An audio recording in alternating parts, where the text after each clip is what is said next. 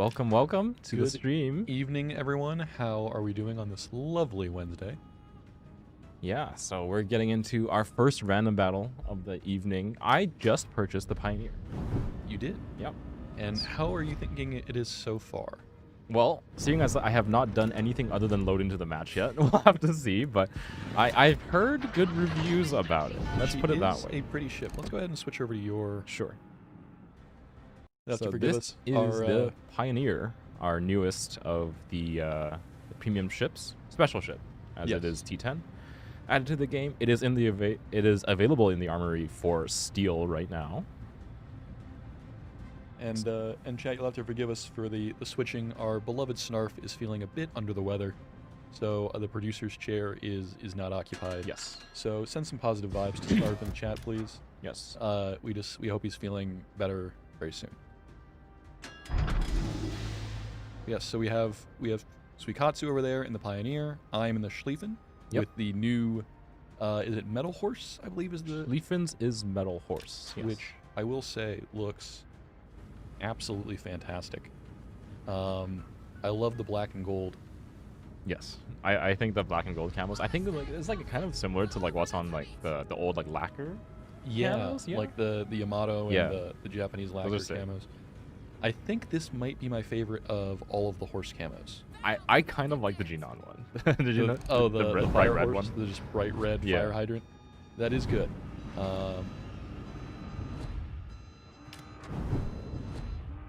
You have a bit of now, a push. My question is, how tall is Sir Snarf? Snarf is tall.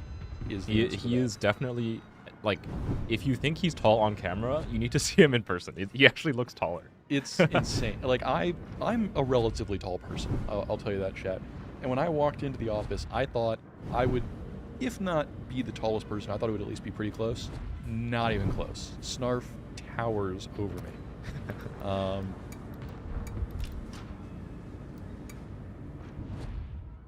So that Regard radar is on. And this troll.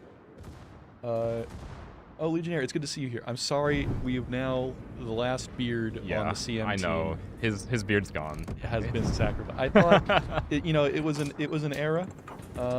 Legionnaire had the beard era with the last class of the community managers, and I think now it's just time that we moved on. We're all beardless. We are all beardless. I might let mine grow back.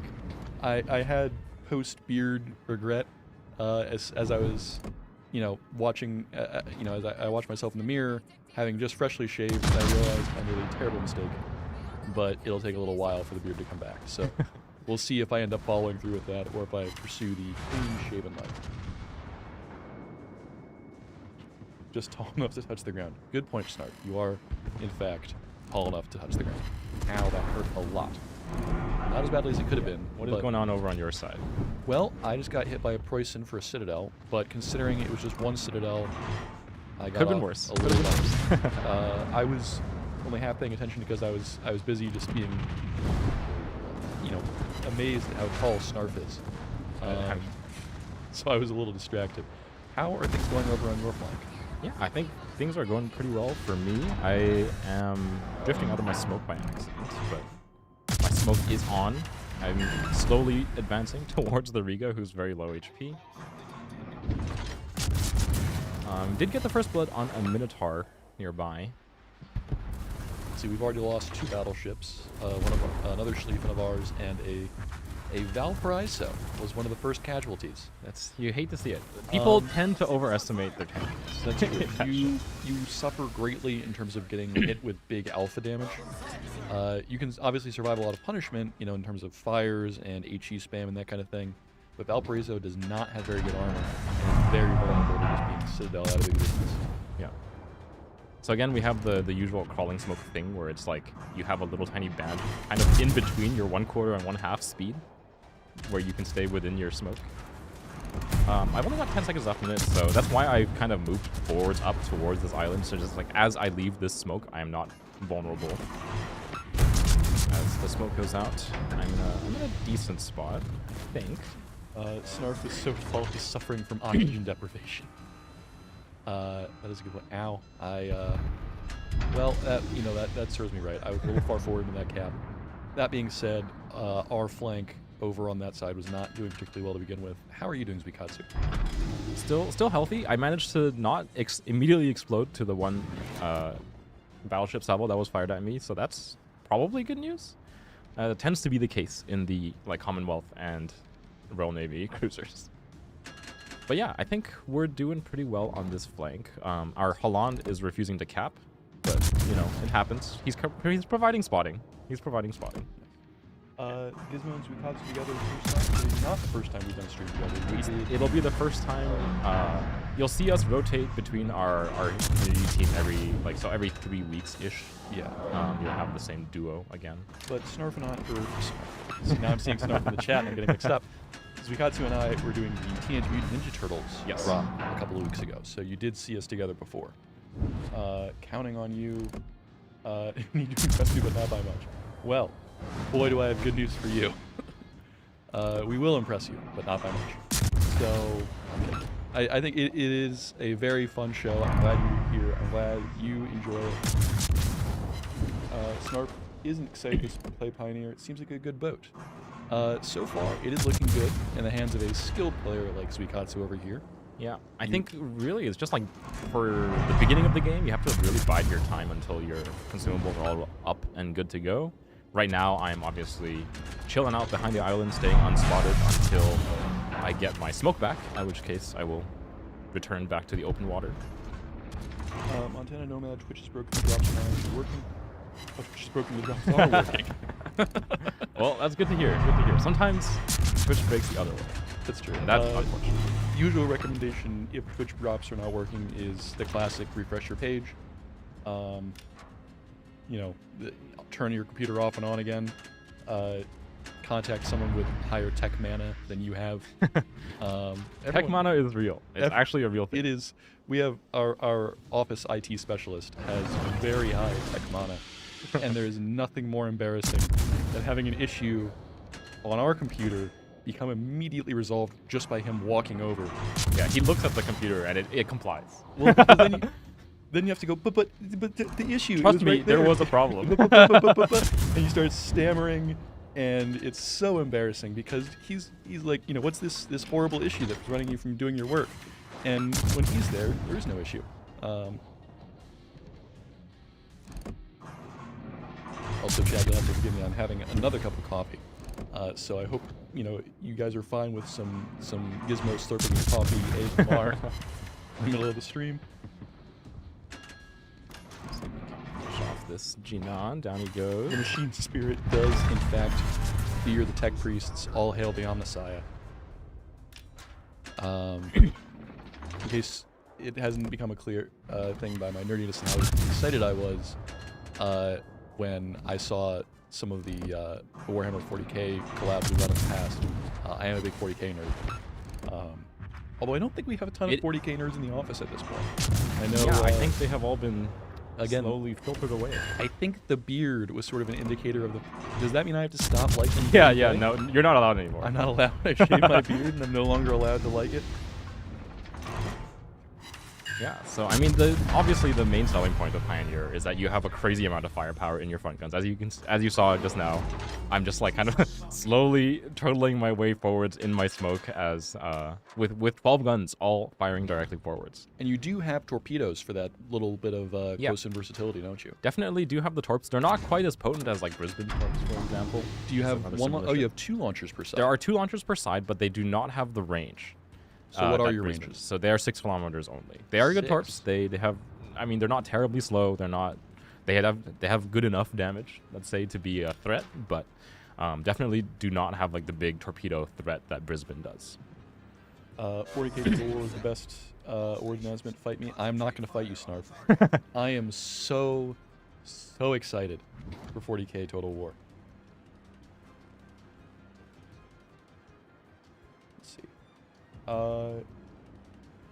As far as Pioneer goes, looks fun. Picked up the Bourgogne the other week. Yeah, Bourgogne's another good pickup. That's classic little steel ship. One of the first, if I recall correctly. Yeah, I think the second only to the Stalingrad. I would say I think the initial sort of class of steel ships was Bourgogne. You had Stalingrad and Black.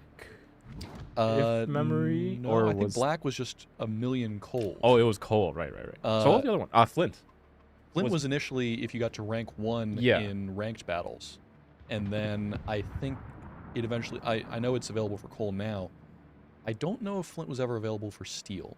I know the first, and I believe the only... No, not the only carrier, was FDR. Yeah, Has there been FDR was another- really early too. Yeah. Has there been another steel? I don't think there has been, because Malta is for coal. And again, chat, feel free to chime in here. Flint and back were both one steel. Yeah, that was Were my one steel. impression. Okay. Ocean is research points. I would know. I just got it. So that is actually the first Research Bureau ship I have unlocked. First of many. First of many, hopefully. Well, certainly first of many now that I have unlocked every tier 10 in the game. So all of my future free XP is going to be just used to go right up and down the line and try and get as many research points as possible. And speaking of that, we were having a very interesting conversation the other day, and I think chat would like to hear it about how to very efficiently grind for research points. So you had a certain line that was very good for that. So if you want to get a lot of research points very quickly, and you have an excess of free XP, this is like the two conditions here. Yes. You want to reset and then free XP the Haragumo line. Haragumo, the Japanese gunboat destroyers. The line is by far the cheapest to research, I believe, of all of the lines that are still like a full line. So obviously the submarines and CVs have less total XP in them, but there's only 3 ships in each of the lines, like T8, 6, 8, 10, which means they give reduced research points. So Haragumo is the line that you want to take a look at if you're if you're into grinding for research points. If you want to stack those up quickly, you free XP the Haragumo and then you immediately reset it again when you get your 2 times bonus back. Again, those reset at a set time every season. Yes. Each season, I don't want to say it's a patch, but it's like 3? Is it? It's 2 months? I think it's like once a quarter or so. It's Sure, every 2 or 3 months. But the important thing, and just to highlight that, is they do stack. So if you research through the line, but don't buy any of the ships, and then you just free XP your way to the Harugumo, and then reset the line it again, the research points stay on the ship. Yeah. So you can get times 2, times 4, times 6, and keep going as many times as you reset the line. And then when you need to cash in on those research points, you go through, you buy each ship, you play a game with it. Yeah. And again, to actually get the research points off of the ships, once you stack them, you have to get a win or a certain amount of base XP in the ship. Playing co-op is a really quick and easy way to do it if you don't want to like spend the time training new commanders, doing all that stuff for each of the ships. But what I do in the Haragumo line actually is, if you want to play through it, like I do the whole like free XP co-op game up through all of the ships through tier 7, but then I actually play the tier 8s, 9, and 10 because like the Akizuki, the Kitakaze, and the Haragumo are all fantastic ships. Yes. I think they're a lot of fun. They're very, very powerful in most of the games. Like Akizuki's perfectly happy being up tiered. So is Kitakaze. So there's it is a fun line to play. They're quite powerful ships. And as an added bonus, it is the most efficient way to get your research points. And we are all about efficiency here. Oh yeah. Which is why I very efficiently left this battle. No. But I do see some very interesting conversation going on in chat. First of all, Legionnaire, we are glad you're doing well in your new position. We've heard some amazing things coming out of your new position in the defense industry with the drones that you're doing. But the other thing that I saw was someone was saying how the next event pass is 3,000 dubs for the second time. This is true, right? The price for the event pass paid line does tend to vary between 2,500 and 3,500 doubloons, but next event line is 3,000. But there is a brand new tier 7 premium cruiser that has not been released before in any way. So you don't need to worry about compensation because you couldn't have gotten it before. So as long as you get to midway through the paid line, you get the tier 7 Italian cruiser Fiume. Yep. So for that is a new ship. It's pretty exciting. I think people will generally, if you enjoy cruiser play, I think Fiume is definitely like a solid little ship to pick up. Yes. If you want to take over the camera, I'm going to go and double check our audio because I've seen a couple of complaints now, and we are a 2-man team in the studio right now. So yes. Let's see. Please make noob-friendly events. We don't have 1 billion coal. we are aware that not everyone has a billion coal. I don't think I've ever had a billion coal sitting in my port. We do try to have a variety of good events, right? So the Neon Paradox, you can get a lot of the rewards just by playing the game.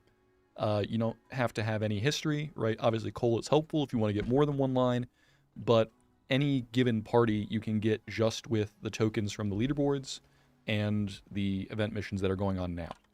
So if you wanted to get the Tempesta Nera, which is the Loria clone, you can get that if you started playing right before the leaderboards, and you wouldn't have had to spend anything. So, we try to do events that both reward players who've been playing for a while, but also have a good number of events for people who just picked up the game and, play casually, play super often, and everything in between.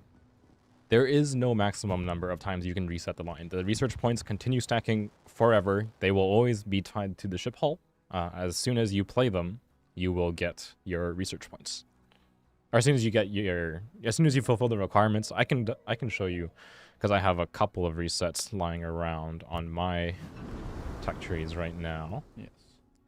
Let's see. Yeah, we'll throw it back over to zuiKatsu here. So as you can see, I've reset this line, and I have not free XP'd it yet because I'm very poor on free XP. As you can see here, there's 200 research points times 6, so 1,200 sitting on Minakaze. This is 500 times 6 sitting on a Hatsuharu, and etc. all the way down the line. If I were to free XP and then immediately reset this line again, I would have times 8 on all of these ships. So if I researched the Harugumo and fulfilled the requirements, which is to win a battle or earn 300 base XP, I would have 6 times 6,000, so 36,000 research points just from Harugumo alone. Obviously, there's more left on the other ships of the line as well.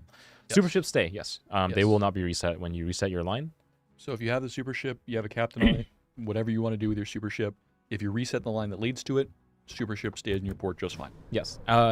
Worth noting, when you reset the lines, the ships do get forcibly sold. You do not get to keep the hulls. You will have to rebuy them, which is why people do the free XP and reset thing, because that saves you a lot of credits in the long run. Because when you sell anything in the game, you get 50% of its value back in credits.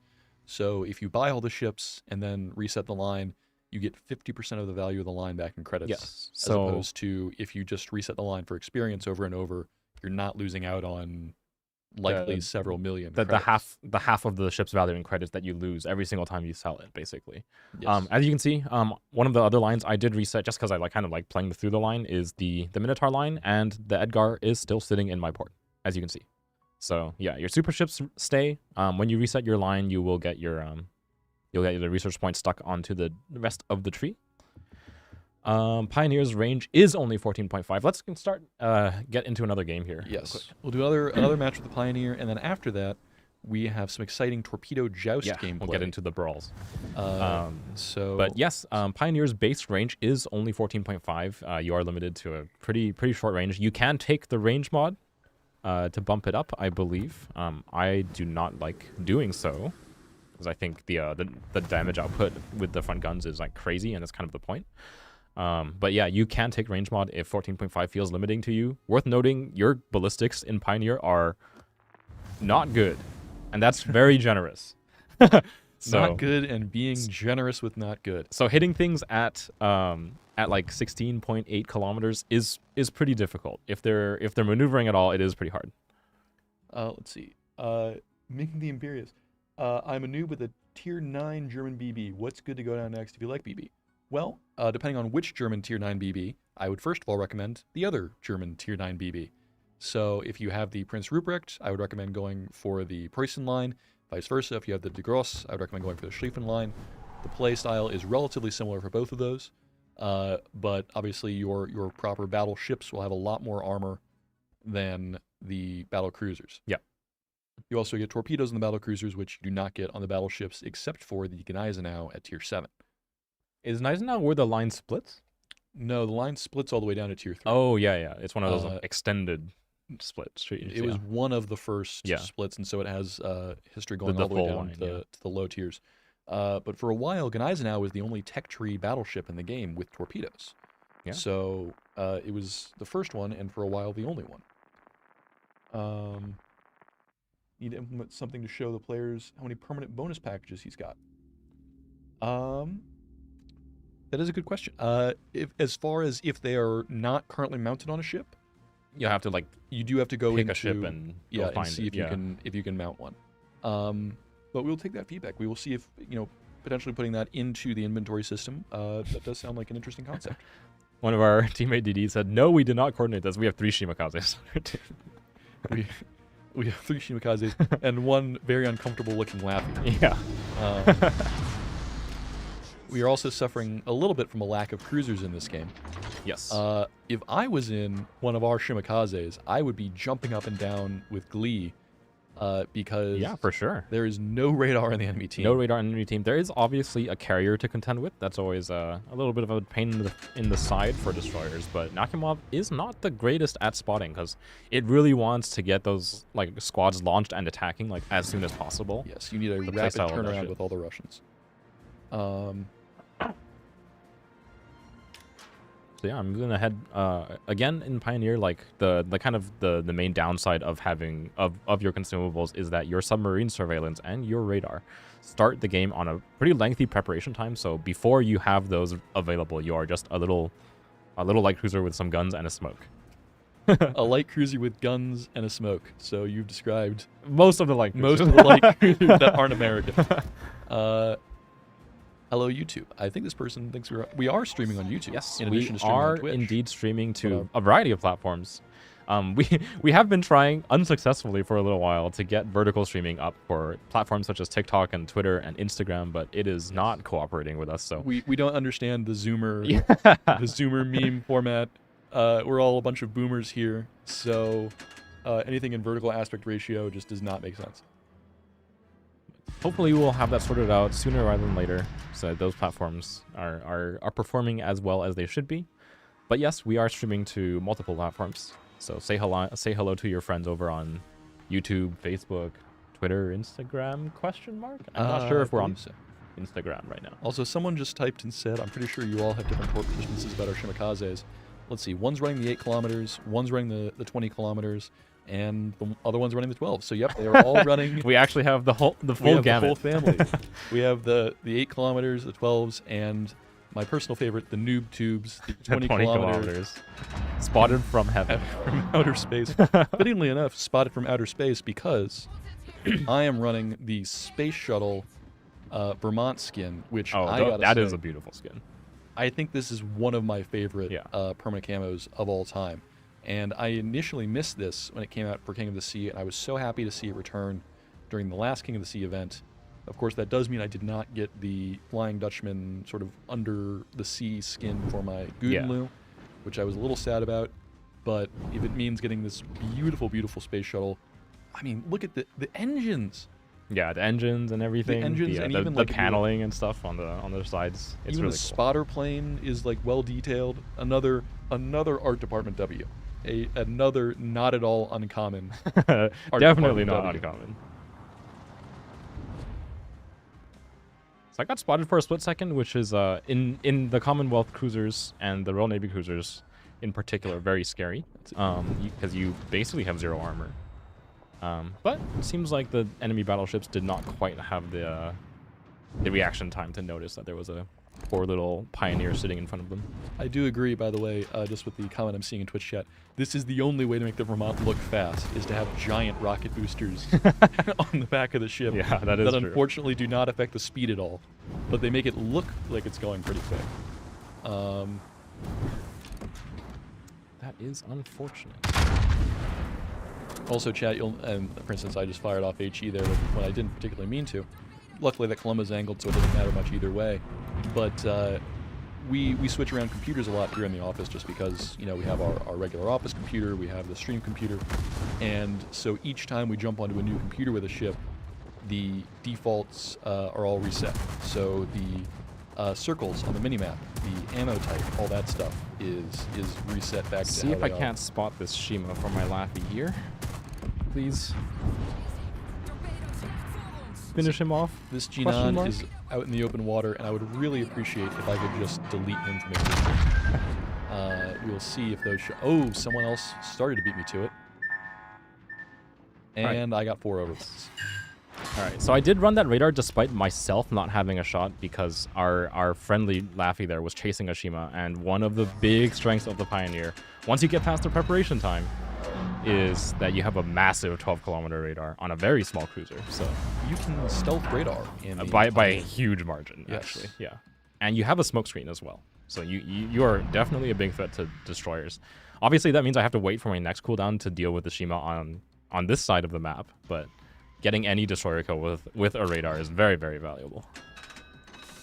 Now, again, something that we pointed out in past streams, and I think our friendly carrier here deployed his fighters to protect the friendly Shimakaze that was in front of me, but it is worth repeating that fighters no longer do spotting. Yeah. So if you are driving a carrier or you see a friendly carrier, maybe not an enemy carrier, let the enemy carrier make the mistake. But if you see a friendly carrier trying to use fighters to spot, just remind them that they can't do that anymore. But we do have some very exciting changes coming up to carriers in the future. I mean, I believe you would have seen them already in the dev blog. In the dev blog. So fighters are going to be much more powerful. They're going to be much more powerful and much more versatile, but that does mean that you no longer can use them for spotting. Although if you ask me, the ability to actually deploy them and protect your teammates much more easily is a very worthwhile trade. Oh, yeah. Let's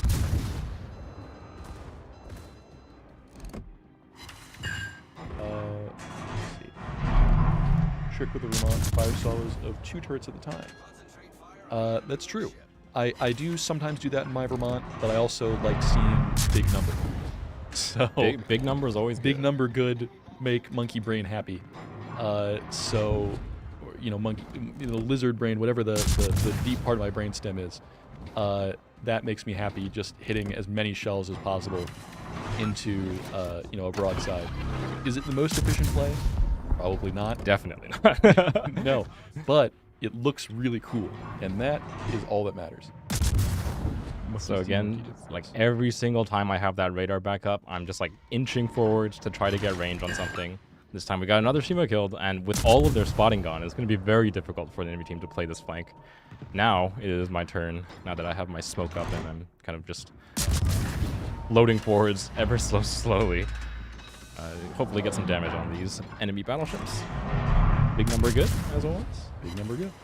And also to again side with the chatter here, I am running Halsey on my Vermont, so using you know, different salvos to hit different ships would potentially give me a double strike, which would activate a unique talent for Halsey. Oh yeah, I totally forgot there's a double strike talent for him. It's a very uncommon. I think it's one of the least common achievements, just because it's very circumstantial to get one. For sure. Even more so because generally, I feel like double strikes happen when you use like 2 different kinds of armament to kill ships, like I think guns. my Schlieffen is probably the ship I've gotten the most. Yeah, of exactly. Like guns and torps, for example, if you use both. The American ships tend not I'm gonna switch to back have to because I did absolutely paddle the side of. I switched. I was hitting the button and I died. I would say I just knocked 2 citadels into the broadside of this Libertad over here. And I was really hoping to get a shot on that Columbo, but it looks like a torp might tag him. Oh, and he dodged out of the way. In that case, we can switch right on back to zuiKatsu and see how he's doing in the Pioneer. Yeah, I mean, this is, again, like the game we just finished was my first. This is now my second game in the Pioneer. I'm very happy with the ship. I'm happy with the pickup, let's say. It does a pretty decent amount of damage. It's not like crazy like the Hawaii or the Minotaur or anything, but it's got the tools to protect itself. The main guns being all forwards. It looks like you did just have a unique.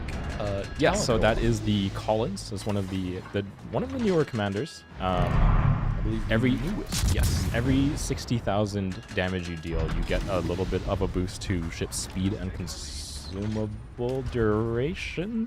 I Question believe you're mark? correct, but if you Action you have time. a chance Yes, to hold H, there you yes. go. It is ship speed and consumable action time. Obviously, consumable action time on the Commonwealth ships is always very strong across all of them. So, Let's see, Super Vermont soon. Yes, actually, I don't think you guys know this, but we are putting the Death Star in World of Warships as a sequel to the Vermont lot, and so it just has one really big gun, but it just, you know, annihilates everything on the whatever patch of ocean you aim yeah, at, exactly. and that's going to be the Super Vermont. It's pinpoint accurate. It also deletes has you from the game. the same turning circle as the Vermont. So, assuming you're not, if you run a secondary secondary spec Vermont, you have my undying respect. That is definitely a choice and a half. Secondary specking ships that have no business being secondary spec'd is one of my great joys in this game. Now, secondary specking ships that are meant to be secondary spec'd is also one of my great joys in this game. I think you might be seeing a pattern here. Secondary specs are very popular for very good reason. Can it go 25 knots? The Death Star? Yeah, I'll go with that. 25 knots top speed for the Death Star. Yeah, I'm okay with that too. Secondary Maybe spec a little Borodino. lower for balance reasons. Lukai, for the record, I have run a secondary spec Borodino. I currently have mine set up as a secondary spec. It is not good, but it is, once again, funny. Now, being able to go now nose in on the Zhao looks pretty good. Yeah, I like, again, you have 12 gun forwards. Like, that's a lot of guns. It's a lot of guns. It is a nearly American amount of guns. The ship, I know that HMCS Haida was declared an honorary Texan, and I think the Pioneer It could be next in line. could be next in line For with sure. the amount of guns that it has. So I just kind of like straight lined there at the corpse of the Zhao for a few seconds, just waiting for perhaps torpedoes to pass by. I would have seen them by now, so I'm gonna turn back in towards the rest of the map. But always good to be a little vigilant after you kill a cruiser with torpedoes. Yes. I remember way back in the day when there were only two cruiser lines, the Des Moines and the Zhao. That is a long time ago. Way back in the day. I'm old. I'm going full back in my day. You kids had to get off my lawn. No. But if you saw a Japanese cruiser running away from you, that was infinitely scarier than a Japanese cruiser coming at you, because the Zhao line all fires their torpedoes towards the aft of the ship. Any word on the alternate IJNCVs? I want them back. I do too. I can't say we have any news about them. Best secondary ship is the Yukon. I actually have not. I don't know if I've played my Yukon in quite a while. I believe I have one. Time to rename Gizmo Guy to secondary spec guy in the Discord. You know, I might just do that. Oh, I can't, because our names are tied to our in-game names. Yes, for the purposes of unfortunately. events and things. But if I could, I absolutely would do that. Let's see if this Jinan's still sitting around here, and he is. That radar coming in handy for the third time this game. And for the, I think, second time, I am using my back turret. Quite the rare occurrence, I feel like. Oh, and he's gone. Okay, down goes the Jinan. Pioneer has more range than Yukon. Does it really? I did not know that. On its second, it would certainly. There we go. Yeah, I mean, it's 2 games in Pioneer, like number 1 and number 2 base XP. I'm feeling pretty good. It seems to be a pretty reliable ship. Yeah. Obviously, you just have to be a little careful against other 12-kilometer radars. Once you are spotted, you're not tanky at all. There is something to be said about. Let me just show you real quick in the port. When you're bow on, even if you're like spotted, like your bow section is actually pretty small. This 25 millimeter like overmatchable section of the bow is pretty small. The deck is 30 millimeters, like most other tier 10 cruisers. And a huge chunk of your bow profile is just taken up by your turrets, which are not overmatchable by anything. This is true. So I mean, like maybe you're not like totally screwed if you get spotted bow on. Also, just Chris 1966 older M1 when in response to having the ship with the one really big gun.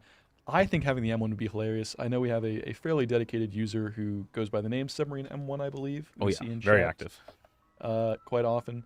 I think the M1, I think the X1 would be a very interesting sub to add to the game, but we will have to see. Now, we've run some runs with Pioneer, but I think it's time we dip into the Brawl. Let's do so. And speaking of torpedo jousting, which is the theme of the Brawl, behold. Oh yes. We have new merch coming very soon. This is the Lunar New Year themed Torplushie. It is a little bigger than the standard Torplushie, which we have here for scale, These little tiny ones. but not quite as big as the one that is sitting over in a desk chair that is the size of Snarf. Do you want me to go grab it? Might as well. You know what? We might as well. OMG new merch. I know. But it is very exciting. Ramming speed and ramming spat flags in a Minsk. Ramming flags are very important in this game mode. You always need to have one in case you have to resort to your emergency last chance self-defense torpedo. I just realized that the tip of this torpedo is green. It's green. So it's just gone. And I think some of the lettering in the logo is also the logo. Yeah, the logo is also green, but it might be a different enough shade of green. I think I see a hole in the Tor plushie on the. It's still there. Is it still there? Okay. Torpedoing lives matter. All right. Torpedoing. Torpedoing. Torpedoing. It's the right shade of green. All right. So let's get some brawls going. What about doing flags for merch? That is an interesting idea. Flags for merch. Still want they plushie would be commander cap. they would I be want easier. Plushie commander, little fish. I know he has a name. The fishbowl that is always with cap and bad advice. Anyways, we will be taking some ships out here into the torpedo brawl. Yeah. As you can see, I basically don't have tier 7 destroyers, so I'll take what I have. So you're on the FR25. Good choice. Get 2 kills to Gajimata. If you run a ram flag and you have opponents who do not run ram flags, You could. you could in fact get 2 kills. Wait, hold on. and, Back us up. I don't think I have a commander on. Who needs one? Who needs one? For the record, I only have a ram flag on my ship here, because who needs other flags when you have a ram flag? So for those of you that don't know, we'll explain a little bit more once we actually load into the battle. We're good. Is this where I want you to get the drops? I believe they are on. They should be on. I saw someone in chat that said it was on. I'm sorry, I'm getting distracted, but I love the idea of a life-size Sir Snarf body pillow. That would be funny. Which, for the, I mean, again, would not fit in most beds. Yeah, that is true. This is a body pillow. We've heard the tales of Snarf attempting to buy a jacket. Those are... He is quite large, he and actually has thus to most go jackets do to not places fit. that do like tents and get like tents custom fitted or like grill covers. He has those modified into jackets. Please God, no. Snarf is just so genuinely worried. Oh boy. But yes, so the brawl that is currently going on is tier 7 destroyers only. And for those of you that are unaware, perhaps you didn't see it in the dev blog or the announcements on the Wargaming website, but this is a torpedo joust. So your main guns are disabled. Entirely, basically. I mean, they have a 90-minute reload. If you find a way to wait in the match for 90 minutes when the match timer is not 90 minutes, sure, go ahead and fire your main guns. I'm proud of you, kiddo. You can fire your main guns once. You can fire them once and then wait an hour and a half to reload again. So your main guns are disabled. Your torpedoes do significantly less damage, but they go faster. They reload much quicker. And so it is all about speed, maneuverability, and reflexes. Yes. And your ship hulls, they do have increased maneuverability, so you can start and stop. Your acceleration is much better. Acceleration and deceleration is much better. You can turn a little bit quicker, all that stuff. It's, if you remember the Torpedo Beats mode, I believe it was like the it was an April Fool's years ago. There was an April Fool's, and there was like the post-apocalyptic thing, I believe. Oh, that one too. That was also a torpedo event. It is T7 only, yes. Yes. So you do not get access to the really funny torpedo jousting ships, but Holland Torps for all. Yes, functionally this is more or less all Holland Torps. They do. I need to put this down. I can't reach my keyboard. They're very fast. They do relatively low damage, but that is the theme of everyone's torpedoes.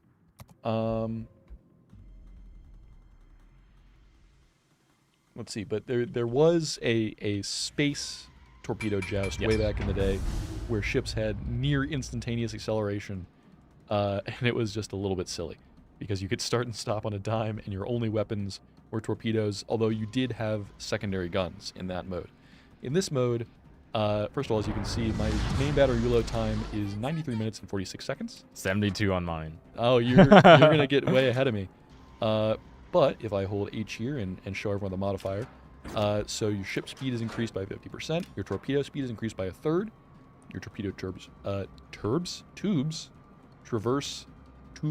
traverse faster, and they're much less likely to be incapacitated, but your main battery, airstrike, any other armament system are functionally disabled, and your torpedoes do significantly less damage. So just because I am bringing a Japanese destroyer does not mean I'm going to be one-shotting enemy DDs all over the place. So how much damage do your torps actually do? I believe it's 75% less. Let me double-check that figure. It is 75% less. Yeah. So mine currently do just about 4,300. Okay, so mine do 3,700. So we're not that far off. We're not that far off. But I gotta bring my battle torpedo here for encouragement. Go full Tusken Raider a la Star Wars. Like I'm sending some torpedoes into your side right now. Yeah, just go ahead and torp me. This is why friendly fire is disabled, by the way, or else this match would be an absolute disaster. He's gonna ram me. I don't know if he has a ram flag on. He does. He's just got a lot more HP than you. He does, and he had more HP, and I'm sad. Love the emotional support torpedo. That's exactly what this is. This is Torpy. This is my emotional support torpedo. Friendly fire needs to be turned back on. It would certainly be interesting. Gizmo creating a new language. Look, linguistics is a passion, really.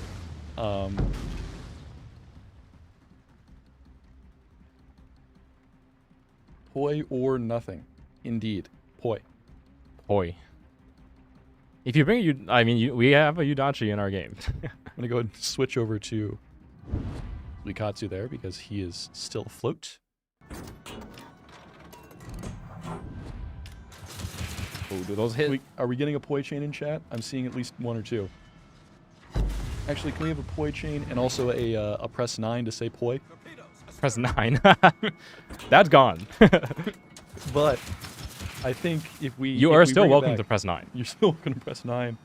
And I think we should have a mode where pressing 9 only says poi. Like custom voice line for it and everything? Yes. Have to constantly dodge torpedoes from everyone. This is true. It's bad enough having to constantly dodge torpedoes from your opponents. If you had friendly fire on, this mode would be overstimulation central. I don't know how anyone would survive. So I picked the FR25 because it is one of my UT7s, number 1 that I own, and number 2 it has. Oh, this guy took a torpedo from me. Just get down. Number 2, it has the 20% speed boost, which is kind of nice actually. Looks like it's down now, but but he's trying to pinion this island with torpedoes, but he managed to get himself stuck. I do not have my torps up for another 2 seconds, so Is see there if I can't get my ship turned around. The emotional support torpedo is coming soon. You able to get your very own emotional support torpedo, just like this one. I don't know if you guys can see, but there's a very lovely dragon printed on the side of it for the Lunar New Year. Very nice patterning on the torpedo, and of course, the lovely World of Warships logo right there at the top. I'm not sure. We're both kind of in like a turning standoff here. It's like, do I commit to a torpedo? Do you commit to a torpedo? Unfortunately, I am now alone. 9 something something poi something something something something 9 poi 9 poi. E-I-E-I-O. Can we get emotional support plushies shaped like ships in the game? I think that would be an interesting idea. I would love to have an emotional support brick that I could cuddle up to. My Vermont. I think the Vermont... Chat, in your opinion, what ship would make the best body pillow? What would be the ship that if you could cuddle up with? No way! 130 There's health. no way. Okay, he's dead, but so am I think. Do you have repair party? No. Then you might be dead. Oh, and now you're dead. Nah, I'm definitely dead.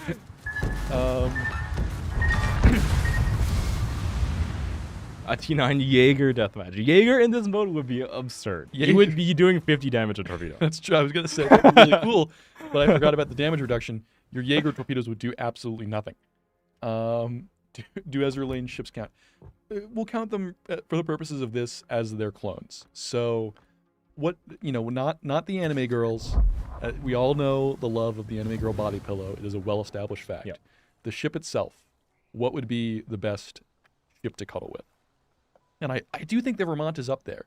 It's got some curves. It's nice and big. You can hold on to it. Nice and big. I mean, it's a little tough on the outside. I would say it's like 57 millimeters. That's some thick plating. That is some thick plating. But might not be the softest. I'm a man who appreciates some thick plating for my ships. So, now, chat, I'm going to do something that is, I hesitate to say an objectively bad decision, but. Again, I'm going to bring an interesting ship here. This is the Jupiter 42. Oh no! zuiKatsu. I know where this is going. I did a warm-up match right before we started the stream. Now, the interesting thing about Jupiter 42 is it is a J-class destroyer, so very similar to the tribal class, which is represented in game by the Haida and the Huron, which Actually, I also have in my port here. I'm not gonna bother fitting out another ship for this. But it has a secondary gun. A single secondary gun. Now you may be thinking, aren't secondary guns disabled because of the rules? And yes, their reload is 75,000% longer. It will not reload. But unlike your main armament, secondaries start the match loaded. So here's the plan.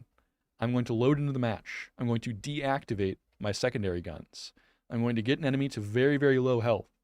And when the moment is right, I will activate my secondary. And with the single shell that it can fire, it will hopefully land. Kill. There are a number of things that can go wrong. It could miss because it is a wildly inaccurate secondary gun. It only has one shot. If I brought a Huron or a Haida, at least it would have two because it's double-barreled secondary mount. This is only one. It also does not have great torpedoes. It has one rack of 5 torpedoes. And the launch angle is awful. Yeah. It is pretty much perpendicular to the ship or nothing.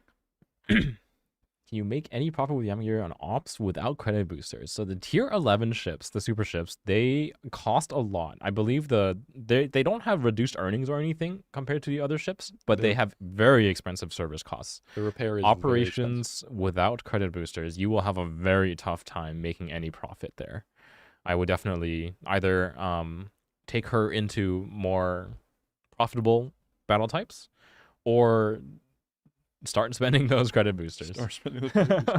There isn't really a way around that one. Let's see.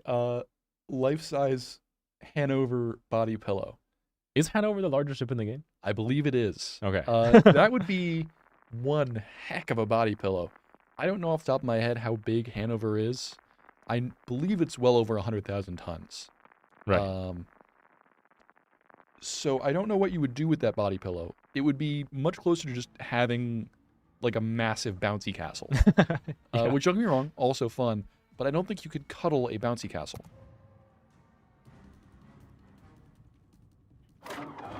Doom Canoe also would be a very good... That would be funny. Unfortunately, if it's tier 5, you also have the kamikaze down there. That's true. Oh, I don't know if you're referring to the Doom Canoe as a body pillow or as a ship for the torpedo brawl. Either way, it would be interesting. I mean, both ways, it would be funny. The pillow, even with cotton, it would be like 20 tons.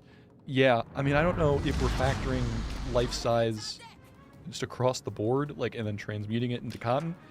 I don't know the relative density of cotton, but I'm betting it would still be enough to crush you if it was a life size. I mean, you wouldn't feel it. It's like spread out over your whole the body, like you would still suffocate weight. if you were anywhere close to it. I think its gravitational pull would just crush you. That's true.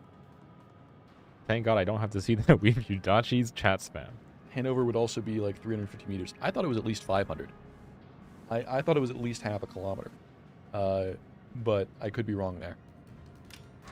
Very buoyant. This is true. Now, Tashkent 39, you will see a lot of Tashkent 39s in this They are mode. very good. They're very good. They're very popular for a reason.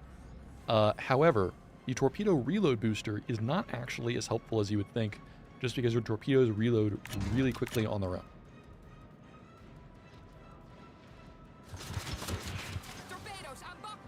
I'm trying to block as few of our friendly Sims torps as possible, but he fired them straight into my Not thighs. making it easy for you.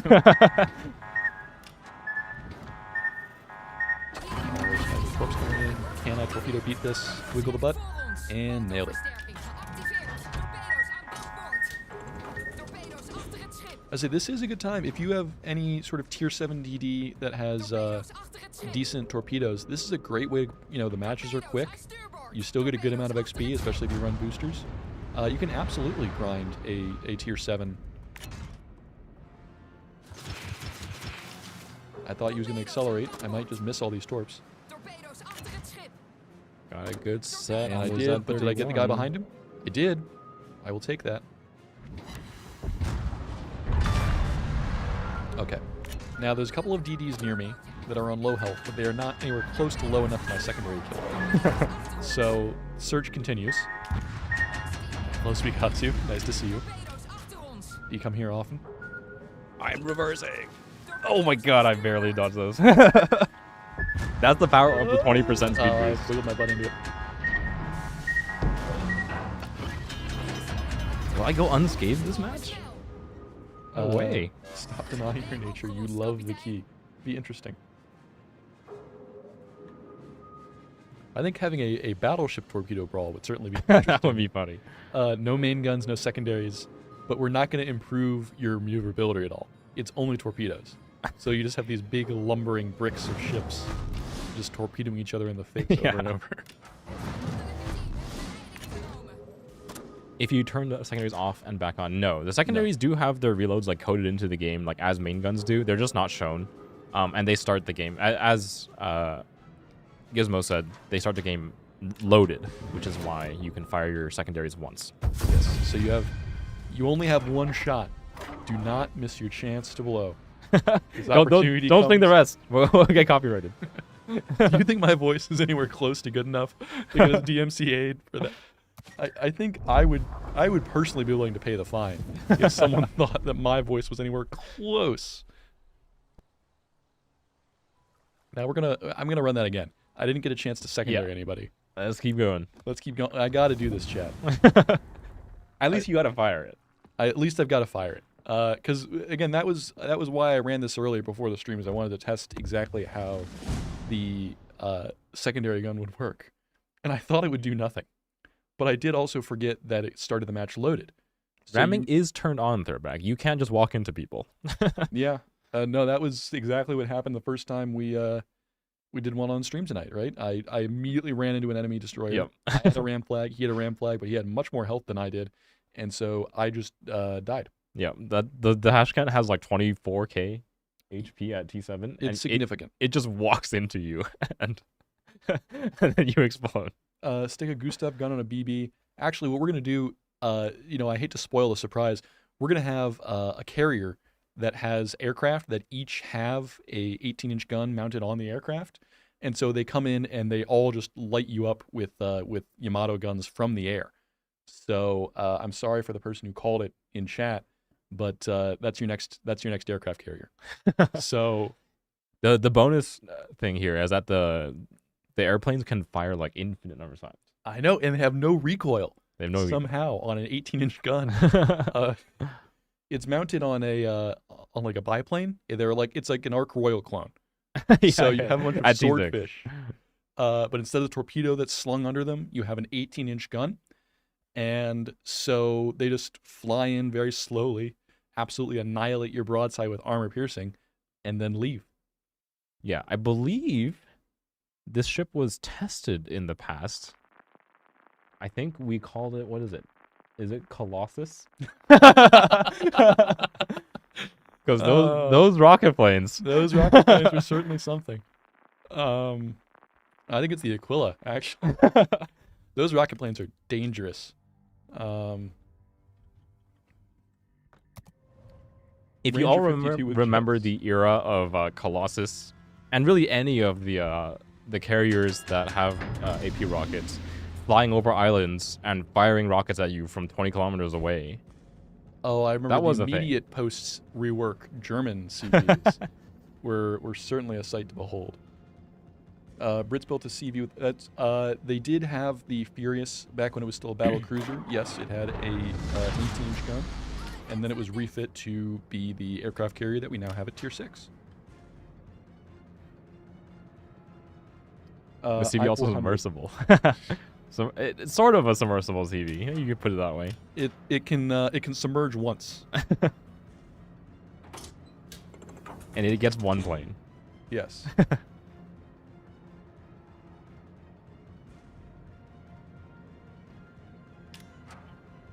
So I did not realize this map was available in this brawl. This is very strange. It's certainly an interesting. It's one of the maps of all time. Yeah. Shatter. You see Shatter and Brawls a lot just because Yeah. this central mode or this central bank of islands is very good for brawling. Well, I'll take my chances here. Tashkent 39 is very fast, and it is already there. As is the Leningrad. Can we get the Saratoga with the 8-inch guns that don't launch with IRL? That is an interesting idea.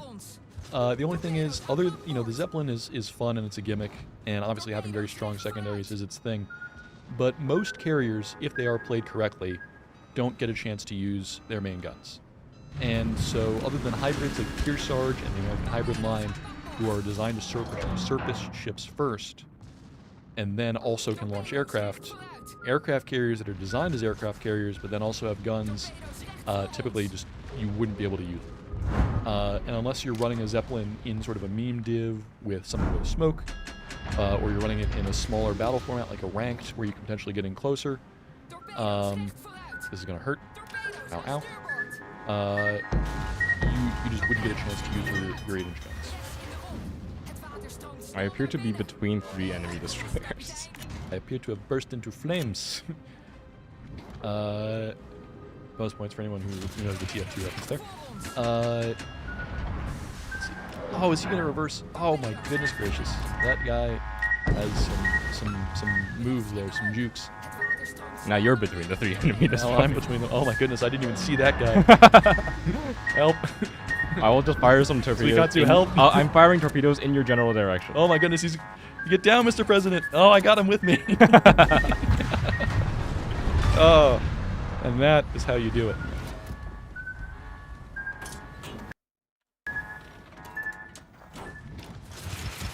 Any ship can be a submarine if you believe. This is That's true.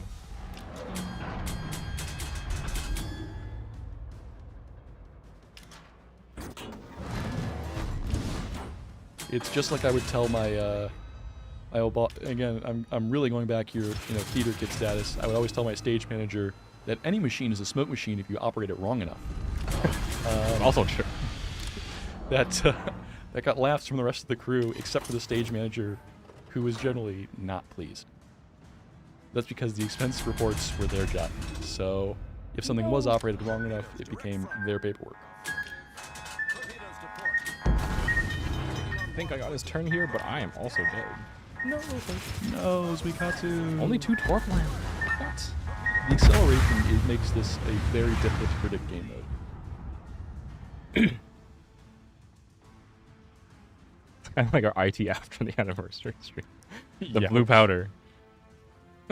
If you would consult the Quacken, it is still a little blue. It's true. They fail the #1 rule of submarines: number of dives must equal number of services. You're correct. Anything is airdroppable once. Yep. There's a lot of things you can do once. All right, we are both dead. All right, How about we hop out? we will hop out and let's try an Unbreakable Front or something. Sure. As much as I would love to continue doing the secondary meme, I don't think we're gonna get there. I gotta be real honest. It is a little bit of a far ask. I just don't think we can get the secondaries to hit. So yeah, and Unbreakable Front. What do you want to play? What tier? Let's pick out some ships. Let's see. We got some new ships going. What of the Neon Paradox ships would you like to run? Well, I think whatever the Giuseppe Verdi is it the posterior? I believe it's the pilot's posterior. The one with the SAP Yes, secondary. it is.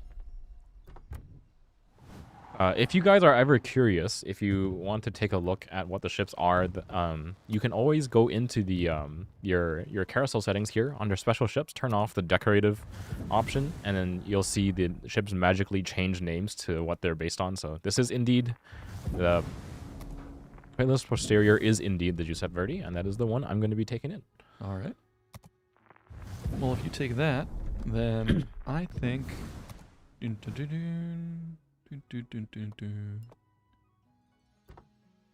Well, I say chat was so happy for me the other week when I finally got my Schroeder. I know, and you get it in the Neon's treasure boxes. So Sort I'm of, gonna go yeah. ahead and say it's a Neon's treasure boat.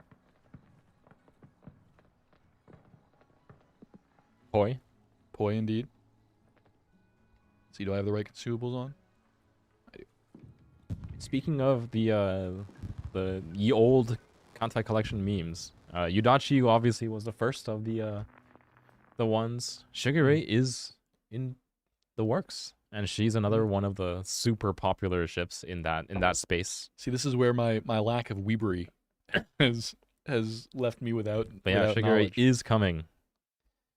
I'm very excited for her to finally grace my port. I'm not much of a torpedo destroyer player, and seeing as she is very much a torpedo destroyer, I'm not going to actually enjoy playing her, but... Let's see.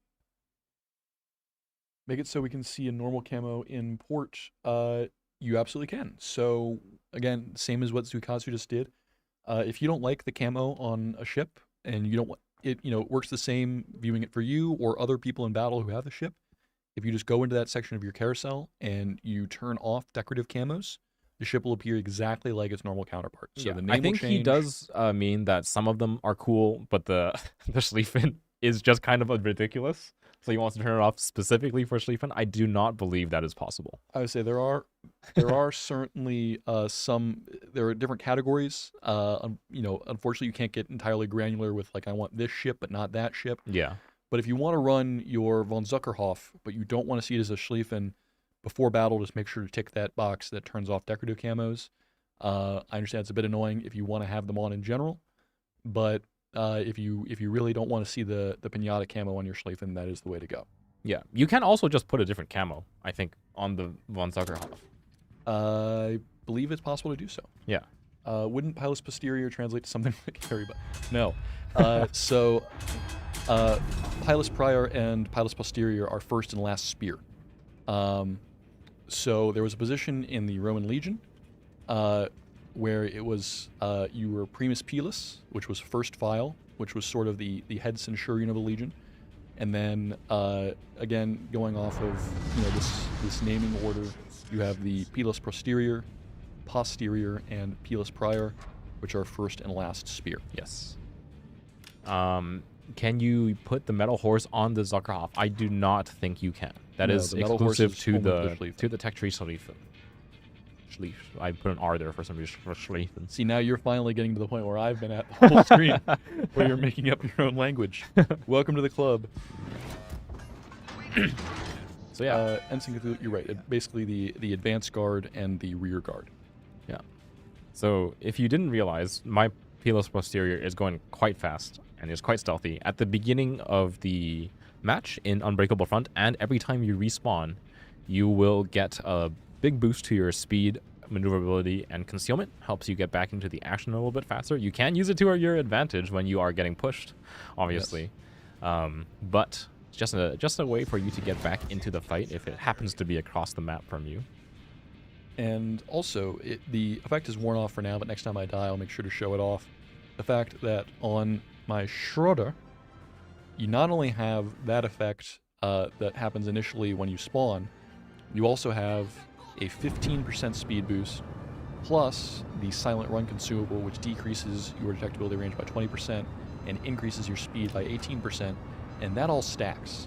Yeah. So assuming I run all of my consumables and have that bonus effect, I believe the math comes out to doing about 60 knots and having a detection range that is just over 5 kilometers in a ship of this size. I'm giving my Columbo a little bit of a shove here on our way to the cab. And And you're going straight down the middle, as Schroeders do. As Schroeders, there's only one way. This is the way.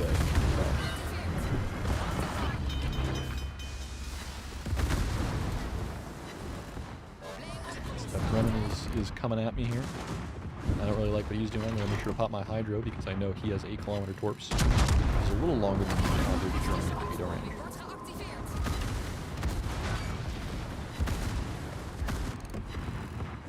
See if I can't help you with the Bremen from here. Because I'm staring at a nose in Sibir, and that's not going anywhere anytime soon. He is sticking there. Now, one thing that is important to note for this mode, and we saw some of this in Discord earlier, is people discussing how good are ships like Valparaiso. And you might think that ships with high survivability would be very good for this mode. Don't get me wrong, they can be. But I would make the argument that actually you want ships that typically do not live as long, because everyone is basically invincible, right? Everyone lives for a very long time, because even if you don't, you just come straight back. Yeah, I think that definitely like the comparison here is like between Valparaiso and Libertad or Los Andes. I would definitely take the tech tree ones. Because their secondaries are a lot more potent, and the extra survivability that Valparaiso gets over them is not as important in this mode. Yes. And also, just to pop all of my consumables at the same time, we're going to hit H. Maximum speed is 65.3 knots. Detectability range is 5.3 kilometers on a ship this big. That is crazy. I think that is a little absurd. I don't think the game can even really properly render how fast I'm going. It looks kind of like I'm just sliding over the surface of the water. The wake doesn't seem to really calibrate for the fact that I'm going 63 knots.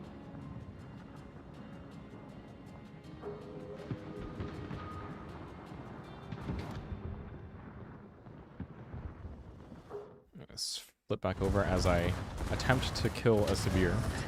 It is quite difficult, and he's about to one-shot me. He's just about getting the angle.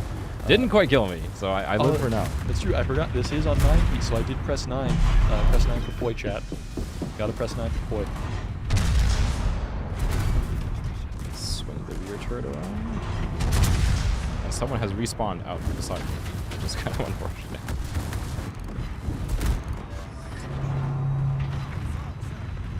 The SAP secondaries are unfortunately not very good against battleships. They're very good Because against they just shatter anything with light armor.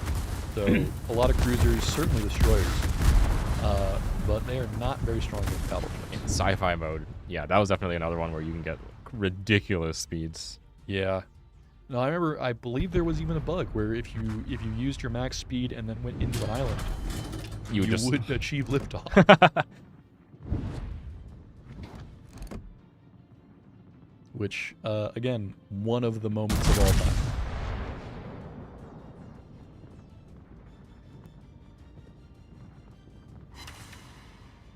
So he managed to dodge those torpedoes. I'm going to switch back to me real quick just because I am knife fighting a Pommern here. He has used his torpedoes, so hopefully he won't be able to just blap me in the side. But he does still have bigger guns than me.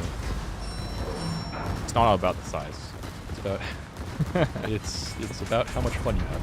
Let's see, I think he's going to run aground here, in which case I will hopefully be able to just whap him. Yeah, not bad.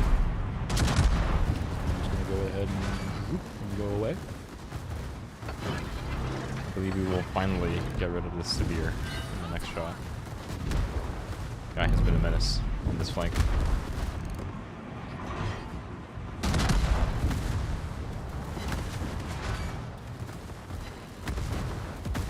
You can get 6,000 knots in French destroyers if you try hard enough. You know, it's good to have dreams.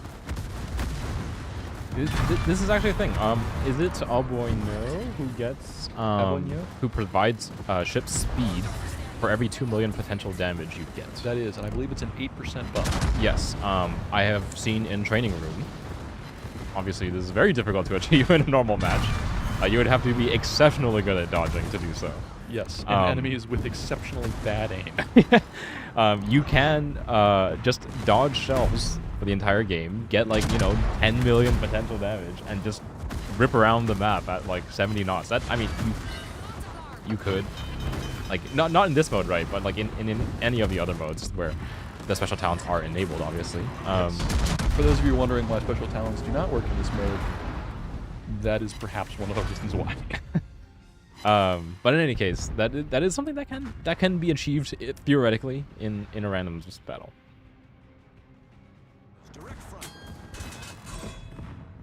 My guns are just they are not doing their thing. Well, I would say that's not really one of the strengths of the Giuseppe Verdi. Is you have really great secondaries, and the fact that you have 16-inch guns on an Italian is rare. You also don't get sap on those miniguns. Yeah. Which you do start to miss. On fire.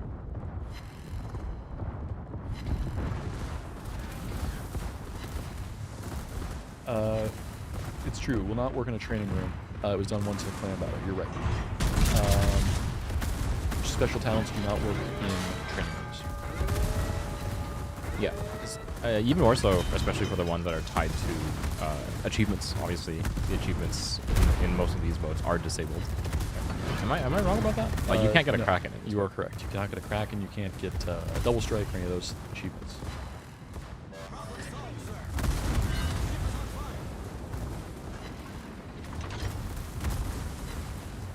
Now, this is, you know, I can go ahead and say this because, you know, I mean, who needs consequences? It's a little quiet over here on this one. Now, if you're not in a mode where you can respawn an infinite number of times, saying that it is quiet is a very dangerous proposition. But because if someone murders me, the worst that happens is I come back. I am fine saying that. Speaking of dying, I believe I've lost. You did, in fact, immediately lose us the game. I regret so many things about decision making. Why did I do that?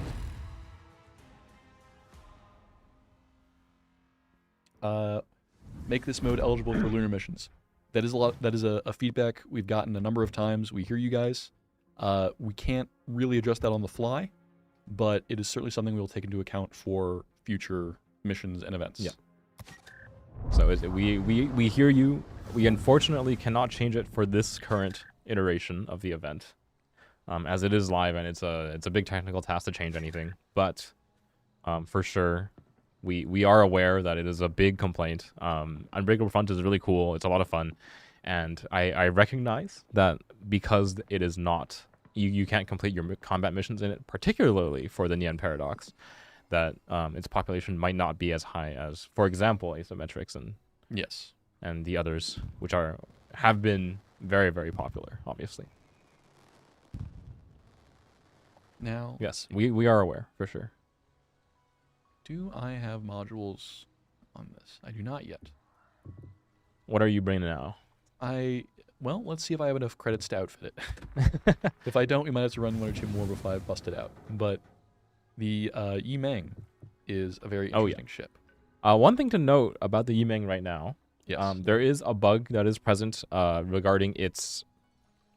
are you able to say why this or ASIM wasn't made available? There isn't really like a singular There isn't why. so much a reason. It was a decision that was made because asymmetrics and everything have been super, super popular. It is possible to gain a lot of rewards from them very quickly. Yes. So they were disabled for this iteration of Neon Paradox. But one of the as zuiKatsu was saying, there is a bug going on with Yimeng just because it is the only ship that currently has its own version of this damage reduction consumable. If you also bring the defense systems consumable, there's a bug where it will sort of overwrite and you will not have access to your standard torpedo defense system. The way to fix this, just take coordinated emergency repairs. Obviously, it would be ideal if you could bring both, but just because they occupy the same slot, essentially, they do not work together. And so if you try to bring them both, you will lose access to your torpedo defense system. Yeah, and I'm going to quickly outfit my Mataga. I have never played this ship. You have not played that ship. But I have not played this ship, and I don't know if I will start right now because I do not have the credits. You do not have the credits. Okay. To put things on it. Are you still doing T9 though? let's do T9. Sure. What else do I have at this Do I tier? have a commander that I am more willing to respec? That is a good question. There we go. People ask us a lot, like, oh, don't you just get blank? And the answer is no. Is complicated, but a lot of times the answer is actually no. So, for example, I just finished researching all of the tech tree ships in the game, but I am very short on credits, so it'll be a while before I actually get to buy all of them. Just as you saw, I do not have the credits right now to outfit the Emang.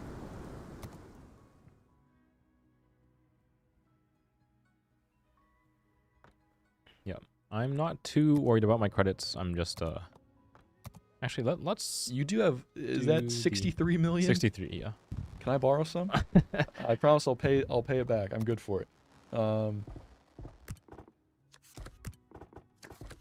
So this is the Navarin. It is very inaccurate as far as I know. Main guns. It has secondaries up the wazoo, I believe. I believe up the wazoo. Yes, that's That is the technical term for it. that is exactly what the designers were thinking. So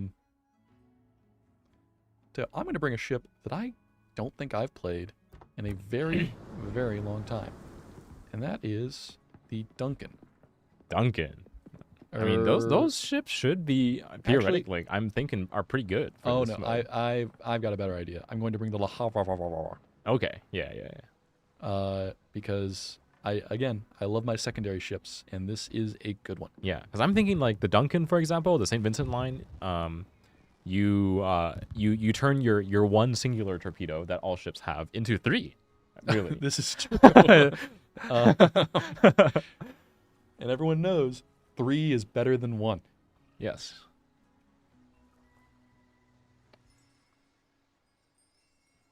Welcome back, Riven. So I heard someone say your name as Ravon in the past. I just kind of said that. Is Yes. it Revan or Ravon? We were having this or how discussion- is it actually pronounced? Once again, before stream, I thought it was like the Star Wars character, like as in Darth Revan. Is it Ravon? And also, as far as the games are going well. There have been a lot of ramming incidents. But that's mainly because we've been playing Unbreakable Front and the Torpedo Joust Brawl, both of which highly encourage a very aggressive head first Yeah. play style. All the Press W fanatics are having their blast right now. It's Vaz. Now, to tell you a little story about what what happened when I moved into my apartment out here. I have a little nook right inside the front door of my apartment, and it's just a shelf in the wall with nothing there. And so I was trying to tell my family about my apartment, and I said, "This is a lovely space." And I was on a call with my family, and I said, "It's a good spot for a vase." Vaz. And they have not let me forget that. In the month and a half that I've been here, I keep getting texts from my family asking, "Well, do you have a vase to put in that spot yet? Do you have a vase?" What's wrong with Vaz? Vaz. Vase. And I just because I said vase instead of vase. It's not pronounced that. See, you know that, and I know that, my uncultured swine of a family. It was CM tradition to purposely say the name wrong. Okay, Ravon it is, then. CM tradition. If there are any CM traditions, being inaccurate is probably one of them.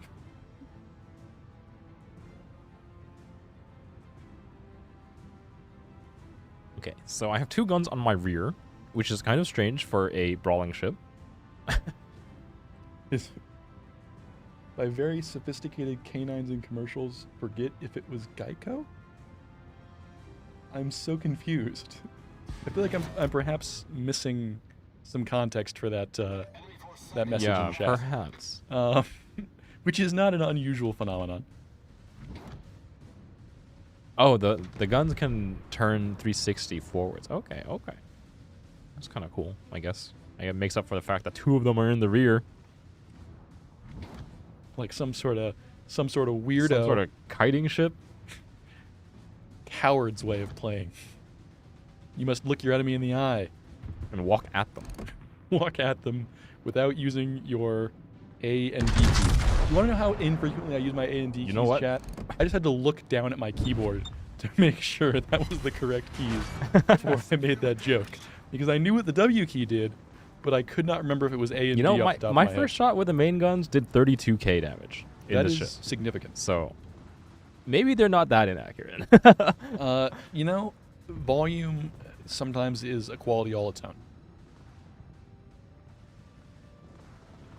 The dog apologized to the owner for wagging his tail so much and said, "Sorry, I broke your vase." I see. I have a vase. The rest of you are peasants. Indeed. Lay off my vase.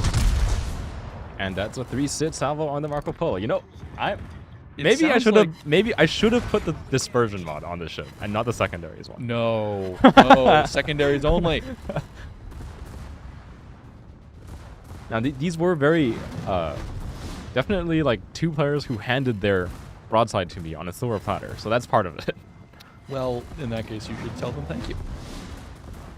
Chat, Vase. it's always nice to respect and say thank you to enemies who allow you to do well in battle. That's true. The compliment button is there for a reason, friends. Just saying. Everyone likes to have more karma. It is from KOTOR. Okay. So it is Revit. It is okay. Good game, by the way. Underrated. Very, very good. There is a new thing coming out, right? I think there is, but I try not to get my hopes up because the number of Star Wars products that I've gotten excited about that then never see the light of day after an initial Yeah. trailer has been above zero.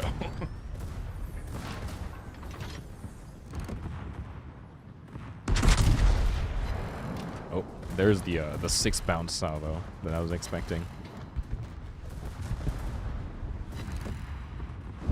Well, I can't say I'm confident I beat a Schlieffen in close range.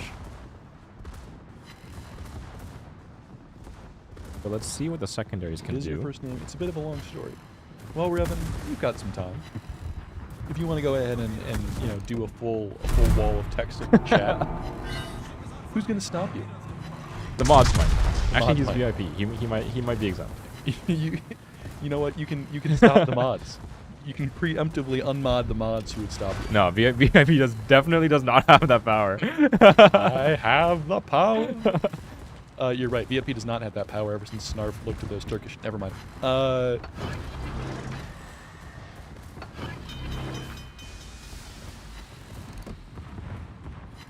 See, so I'm just going to sail directly up the middle of the map. Hope I don't get noticed. That cap is a little empty. It's a little. I'm just saying. There's not a lot going on there. So one of the new things about this mode is that these, if you look at the caps, this one that I'm hovering my cursor over on my mini map, I don't know if you can see that really well. The ones in the middle of the map, they have the little flag on them rather than a numeral like A or D. That is because if they are capped, you just instantly win or lose the game. Yes, they are. They are like your standard battle caps as opposed to a domination cap. So if they don't stop me, I'm just going to roll right up here into their cap. And just unceremoniously end the game early. park my caboose right there. I believe we saw this last week when Snarf and I were on stream, where twice in a row he took the very efficient but cowardly way out of winning the game immediately because the enemy was not watching their cap, and he just kind of rolled up to it and took it. Ouch. I see that the Mataga / Navarin has the usual Russian battleship thing of you show your broadside for 2 seconds and you explode. Yes, and I had the thing of seeing an incomparable and feeling the wrath of those 20-inch guns. Oh yeah. That did sting. Those things do not bounce. Yeah, no, that did sting a bit.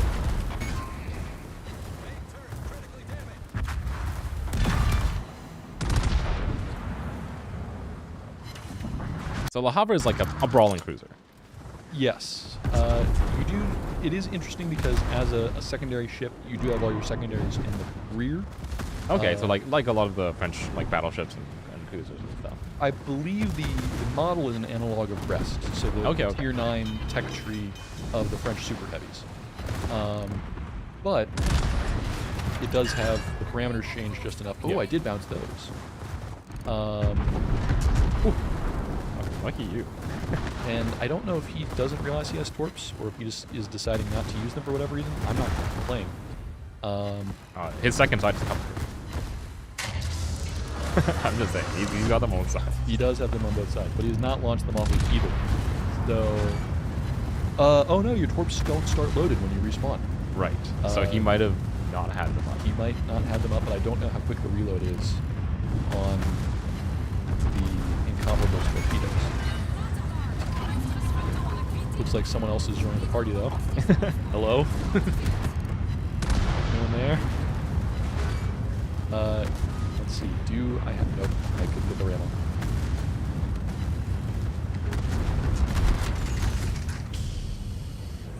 on. Oi, crikey, it's Sir Snow.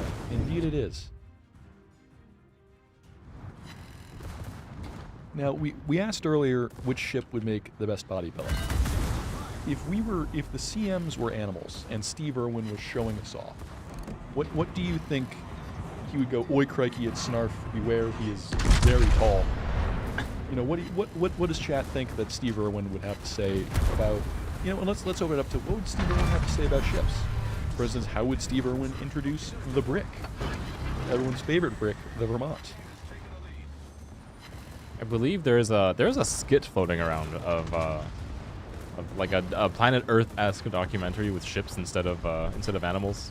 That does exist. It was used, I believe, in King of the Sea.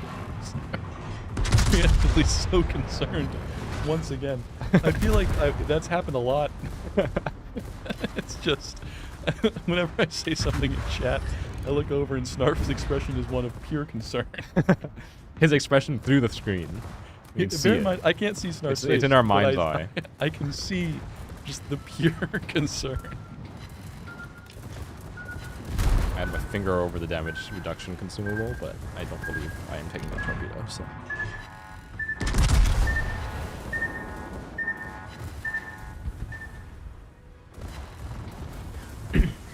Now, there appears to be a lot more ships on this side of the map than before. The life of a CM. Indeed, the life of a CM is just be anxious about what the other CMs are doing. Because you never know how you're going to get involved. Oh, maybe what? I guess it's just a kills victory. Nothing wrong with that. Oh my! That was my biggest upload. Right after the game timer. There is a John This World of Zoo Animals PowerPoint. World of Zoo Animals. What did he do? What like was it about? PowerPoint. Was there a Lucian B in that match? There was. Yeah, that's again. That is one a choice. Of the choices. How do you get that ship? Mataga is available in the Nien Paradox. Let me show you where to find it. You're already on the screen, so let's go ahead and toss it over to you. Yep. So Mataga, I believe, is in the Chaos faction. I believe you are right. In the is it Kingdom of Dunes? That sounds plausible. I wouldn't know off the top of my head, but I'm sure yes, you can find it is Kingdom of Dunes, so it is one of the parties in the Adherents of Chaos. Again, when you start in this event, you'll have to pick one of the factions. You can either pick to invest in the parties that that make up the Defenders of Order, or the Adherents of Chaos. That is your only choice that you are locked into. But you can switch. You can switch once for free, and the following times with coal. Once you've picked your coalition, you click up in here. You'll see the parties. Let me use the right words. The parties that make up the coalitions. So, for example, on the Adherents of Chaos, you have Rustport, where you can find the Wonsin and the Petropavlov. These are obviously the big reward here is the premium version of the Petropavlovsk. The Mataga, the one that I was playing just now, is the third reward up the line for the Rustport party, or not Rustport, sorry, Kingdom of Dunes party. You'll have to spend your lunar tokens and or coal to grab each of the stages. Each of the stages, for example, let me click into stage 2, is made up of a fewer smaller stages. You do have to invest either entirely tokens or entirely coal in each one of these like little tiny sub stages, but you're not locked into spending like only coal or only tokens for the big stages or for each party. Jodo, that is a good point, but we do have on the Discord, there is a handy little cheat sheet that shows you how many tokens are needed for each stage of the event and sort of on each line. Yeah. So that is definitely something that we noticed right away. It is difficult for you to plan your progression, and you can't see how much coal is available. You need to spend for each one of the big stages. You do. There's a lot of resources out on the Discord, but it is definitely something that we'll keep in mind for upcoming events. Let's see. I assume you have to pick one of the 3 parts because there isn't enough tokens. Yes. The yes. parties generally, if you are collecting all of the lunar tokens from combat missions, you'll have enough to finish one of the quote-unquote hard, one of the hard parties. For Depending example, on your leaderboards, even very hard. yes. In the Kingdom, no, well, that's specifically only the Tempestinera. So the Neon Port party is the only one where you will literally not have enough tokens if you did not place in leaderboards. All the other ones you do, I believe, get enough. Again, don't want to. Kingdom of Dunes is also ranked as very hard. Yeah. You need 43.5k for Kingdom Dunes. Okay, so Kingdom Dunes, you do actually need to have completed some leaderboard progression, because I believe it's because 41k ish. 42. I'm looking at the. So Kingdom Dunes is actually more. Yes, but you also have 4 ships. That being said, it is more Dunes. ships. And there's both a T9 and a T10. The T9 being the Mataga/Navarin, for example, and the T10 being the Sharky, which is a clone of the Z52. Yes. If you want just the Navarin/Mataga, you do not need to have completed leaderboards. That is correct. You will need to have completed leaderboards if you want to also get the final stage, the Sharky. Is it Sharky or Sharky? I wouldn't know. I don't know. I'm asking you as the person who would know. I'm not sure that is Chinese. Okay. Well, in that case, we're gonna go ahead and move right along. Chat, let's see, we've got about half an hour left. Sure. Do you want to see more of the torpedo jousting? Do you want to see more Unbreakable Front? Are there any ships from the Neon Paradox that you haven't seen that you want us to play? Or do you want zuiKatsu to go back and own some face in the Pioneer again? Or throw some ships at us. Or throw some ships at us. Yeah. Not the test ships, obviously. Like, if you're looking at them on my screen, not those ones. Yeah, no, those ships don't exist. Them. We haven't... Shh.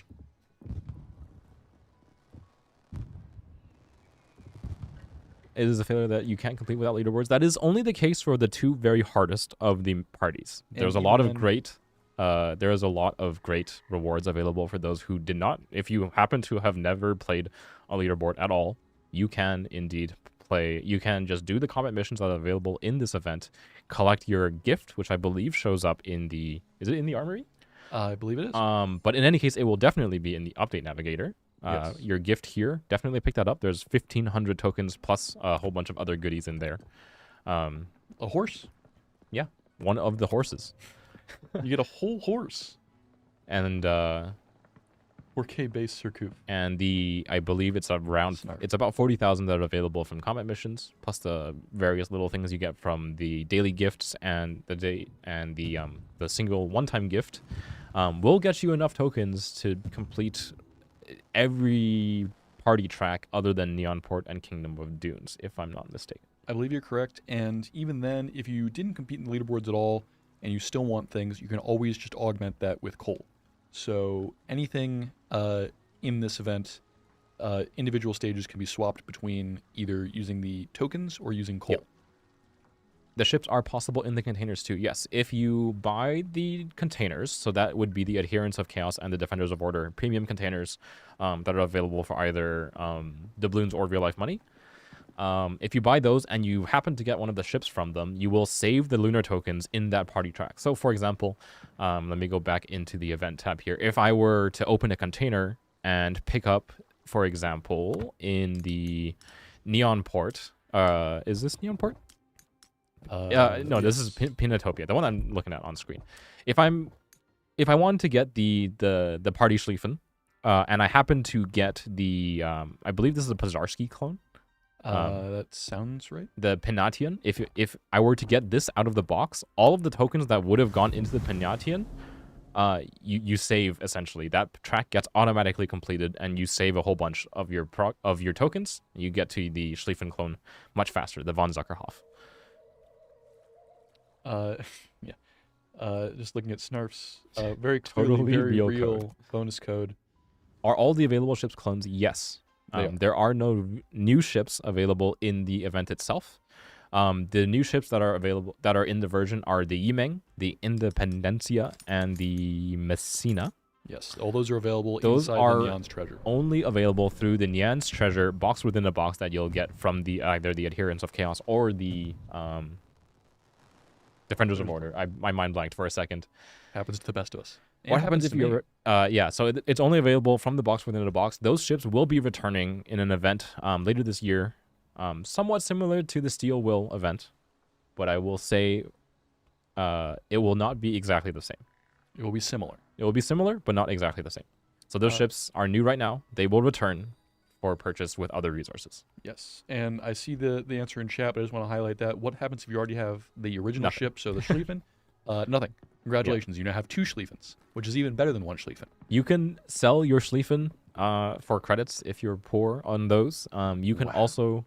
The judgment. I was that was not Mr. pointed. 64 million That was credits. not pointed. You A can game in sell Chateau the Renaud. ships That if ship you're is poor. currently, I believe, Chateau Renaud is not for sale yet. I'm not 100% sure on the NDA status of it, so I will play it safe and not play Yes. it.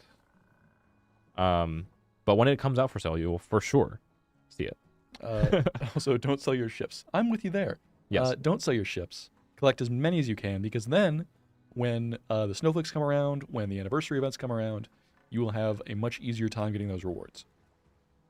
Yeah. That's why I still have all my tier a 1s. game. Apparently, no one has made a a recommendation. So, what do you want to play? I saw Snarf said Surcouf, because Sir Snarf loves You're torturing us Surcouf. here. And if I see him say Surcouf one more time, I am buying him an alliance. Making him play it on stream. But you said Cursed Fang. Okay, we can do a Cursed Fang. Cursed Fang. What is it an analog of? I believe that's the Grom clone. Okay. So just because that one is not particularly great for torpedoes, do you want to do a random with that? Yeah, let's do randoms. And it is tier 7. Yes. Oh, I was thinking the wrong thing. The Scarlet Storm is the Grom clone. Cursed Fang. Let me try to find it here. It is a believe it's- cruiser. Let me quickly double check which ship it is. Uh-oh. It's the Neptune clone. Okay. Oh. Okay. Neptune is a pretty good ship. Well, I don't have the money to outfit that one. Okay, let me grab it then. I'll outfit it real quick for you. So Neptune, being one of the Royal Navy cruisers, obviously, is AP only. It's pretty simple to outfit. There's a lot of flags and commander skills that you just like kind of don't use. Yes. Oh my god, my reserve is full. If only you could play the prettiest of boats. zuiKatsu knows what I'm talking about. What is he talking about, zuiKatsu? The prettiest of boats. I'm guessing it's something that's probably under NDA. Yeah, I assume so. So therefore, we will not be talking about it. Play Radar Neptune. Well, Radar Neptune. Sure. again, I usually don't. I'll give it a shot. let's see, Tier 9, British. What do I have to I mean, you don't have to play a British ship. No, I was just saying if I had a radar cruiser that I could, a very dangerous radar cruiser. And while I don't have a Tier 9 radar cruiser, I do have a Tier 9 Pan-Asian DD. I'll just go ahead and I will bring my Chungmu, and I will also run radar in the spirit of solidarity. That is definitely a choice. It's less scary than doing so in a Neptune. Yes, but I'm also not as good of a player as you are. So I think we are on equal playing fields in terms of danger. Is there a new low tier ship? There's a bunch of tier like 5 and let me see. Let's see. There is a Furutaka clone as part of the Neon Yes. Paradox event. There's an NC clone at tier 8. That's not necessarily low tier. There's a couple floating around tier 7. Yeah, I think T7 is definitely where like the bulk of the ships start. Again, Top they're POs still down there. technically in early access, the European battleships, and that obviously has some low tier ships. So the tier 4 and the tier 5 there. Just because the event has ended, you know, it's Here goes. Let's see. Any chance we'll be able to grab Surcouf sometime later in game? It is a legendary ship. That is So- kind of the big like. I completely forgot the term. exclusive? The elephant in the room is that it is Oh. legendary, which means its return for acquisition is nebulous. Let's say. Never say never, Yes. but also don't say now. So, if you don't get Surcouf during the Salvage for Victory event, it's probably going to be a minute before you can get it again. Yeah. But anything's possible. There's very few ships that you will never get in the game. There's a lot of ships that it's very hard to get, but generally we like to make sure everyone can get whatever ships they want somehow. Ultron, your messages are showing up. Let me scroll up and find your previous question. Any idea if there are bugs with the torpedo damage in brawls? No, they are supposed to be very low. No, he was saying he got one shot. Apparently. You got one shot. By a single torpedo? Well, in that case, that would be a bug if that were... and again, not saying if as dotted out, just because I don't have examples of that in front of me right now. Right. We can certainly look into that. Yeah. If you have replays for those and you're on the Discord, definitely drop a replay or something into the Discord and we can take a look at it. Again, how much longer is this brawl running for, actually? That is an excellent question. You want to check? Let's see. Session ends in 9 hours. Season ends in 4 days. Okay, so you've got a couple more days of the torpedo jousting brawls. If you're tired of them, if you never liked them in the first place, brawls will return to normal after that. The second brawl is normal parameters, the usual stuff. The third brawl of the season is special again. Yes. And you'll see what it is. I believe it was already released in the dev blog. Yes. But we'll go ahead and leave that for those of you that like to read the dev blogs.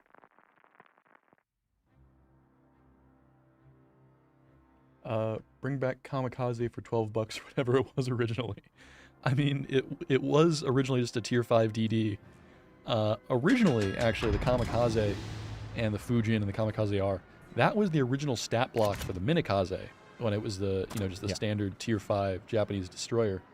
And once it was rebalanced, those stats stuck to the Fujin and the Kamikaze. So, if you were around, again, back in my day, going full boomer, that's just the ship you had in Texas. Yep. So I see we actually have the storm coming in on this side of the map, which is actually really good for me because it helps me with my detection. It helps me too. And that means like if I radar and I fire, I get unspotted much quicker. That's a big thing for the radar UK cruisers. Well, we both have radar. Yep. We both should probably have smoke, but neither one of us do. That's Pioneer. It appears our Fletcher friend is AFK. He's loaded into the match. His turrets are turned, but he is not around, so it's just the two of us here. Say he appears to be sort of jiggling on the minimap. Maybe he'll load in here in a second.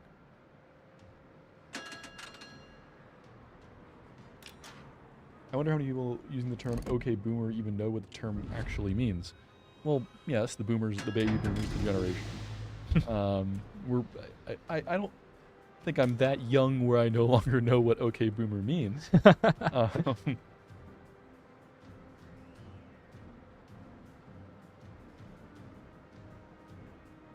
Can you run WoWs on Linux? I've heard of people doing so. It does run, I believe, on the Steam Deck, for example, through the True. the Proton translation layer. So Linux, Proton, I believe, is available to all Linux users, regardless of whether you are running it on a Steam Deck.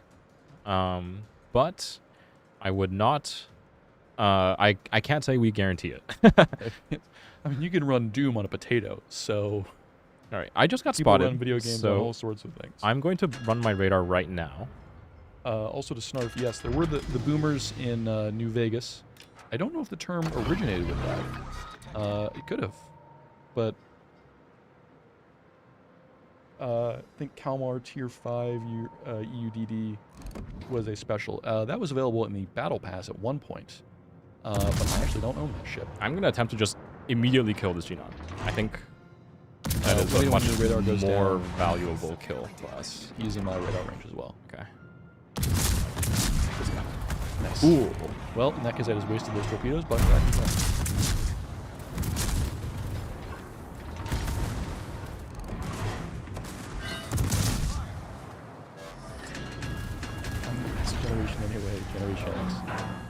I'm sorry, who are you? No, it's okay. Generation X. When we remember you're there, you're all right.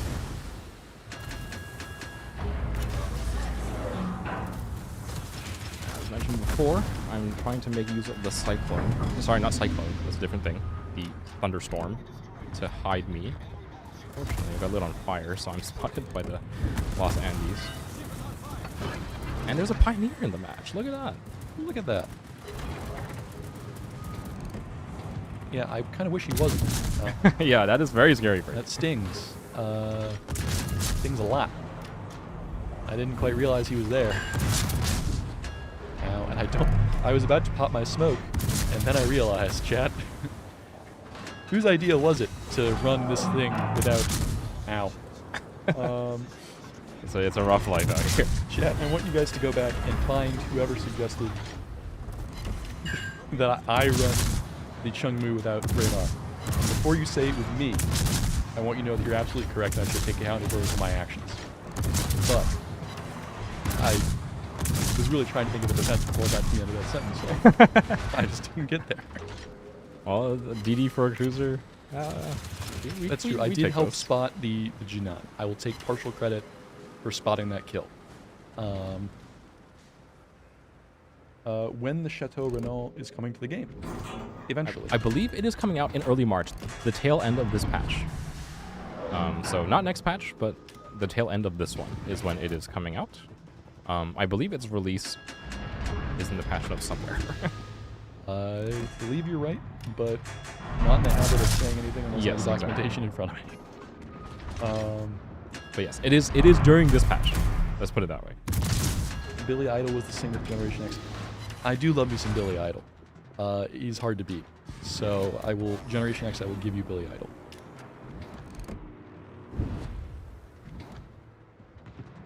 The Shatner ennui? Oui. Oui to the ennui. I cannot Citadel, the Pioneer, at this range. I choose. Very I gotta strange. say, I love the sailing ship aesthetic. Yeah, they're so cool. The sails don't unfurl when you're in battle. They do not. Which is, I guess, fair enough, because then people could think they could shoot them, and they can't. And you could potentially hide which way your guns are going, which anytime the camo gets in the way of actual gameplay functionality, it's going to be reduced in battle. So we have had people in the past, you know, in cameras like this saying, why aren't the sails there? Why isn't the this there? And sometimes in port, the ship will look different than it does in battle, and that's generally just a matter of gameplay functionality.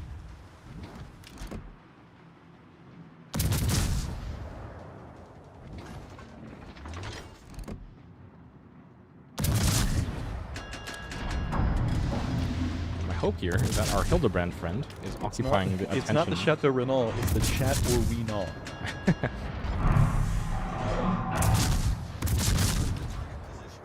I am resetting the Bergamo line like crazy. Good. That's the way to do it. That's a good question. Starfast, why are you where you are in terms of the battle? Sure. Let's talk a little bit. So we've kind of made our initial check with the enemy light cruisers and destroyers. Right now, obviously, I'm in a Neptune with a frickin' radar, so I'm not really able to protect myself. I'm just trying to put myself in a position where I'm not the main target. I am not capable of tanking any damage at all, unless they just miss, which is always nice. I'm in a Neptune with a frickin' radar. Just so exasperated by our nonsense already. Please continue with your analysis. So I'm just trying to put myself in spots where I can shoot all my guns without being necessarily the first target for the enemy. So generally for cruisers, you'll find that is kind of towards the rear.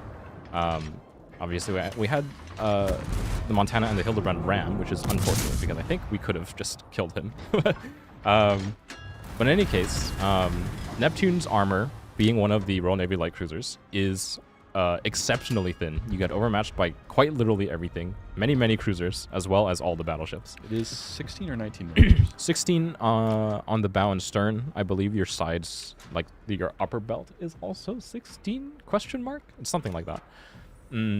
which means like battleship shells incoming towards your ship are always just like you're looking at them come. If one of them enters the ship, if one of them is on track to hit your citadel, there's nothing in the way of it reaching there. Yes. So, unless your captain is in the wrong place at the wrong time. so let's just put it that way.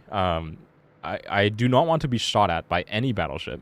Obviously, the insane like maneuverability of the ships is like your main defense against incoming shells if you do happen to have to tank them. But it's just ideally you don't. And because I don't have a smokescreen on this setup, I have to use the islands and distance to kind of be my shield. Ideally, I want to get back into range of the destroyers and cruisers with my radar, but until the battleships, particularly that Montana, who made a push up the flank, is like very dangerous for us. So once he's dealt with, then we can kind of return to business as usual and start hunting down destroyers, which is what I'm going to do now.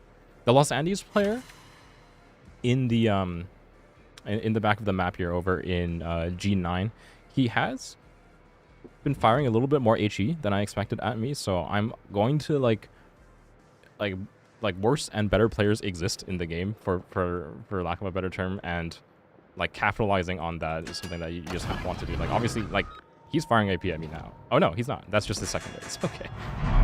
So he's firing secondaries at something else. So I'm like pretty happy to like be spotted in front of him.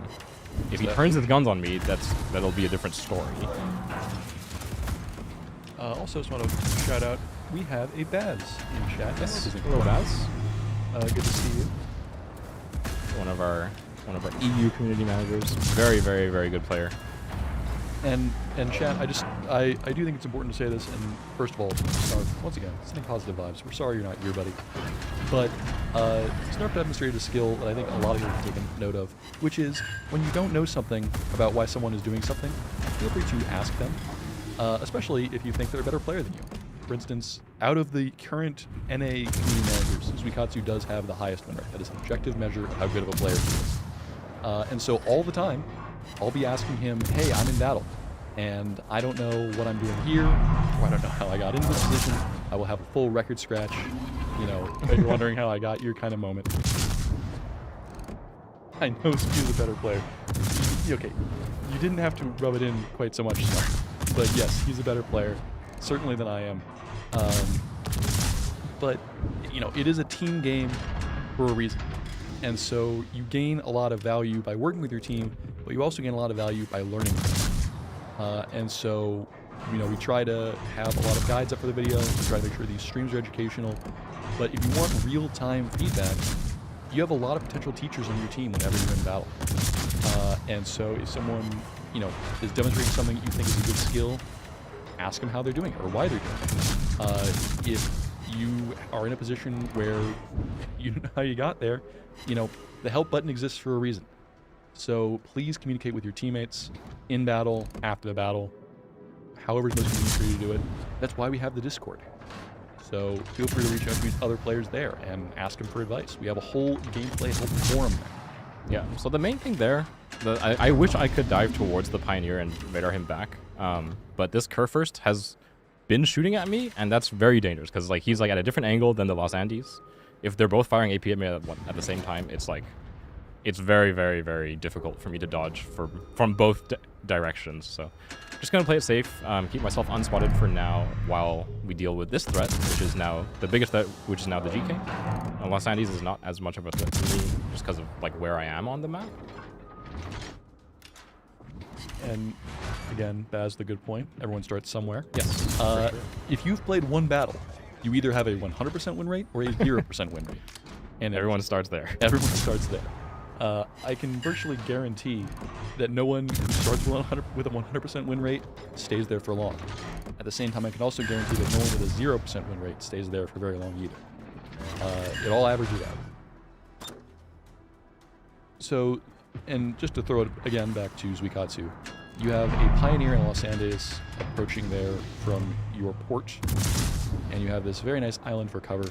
So you are, for lack of a better word, somewhat stuck. Yes, I am stuck here. And unfortunately, I think I don't actually have a really good way to get out of this situation, so I'm just actually going to hug the island.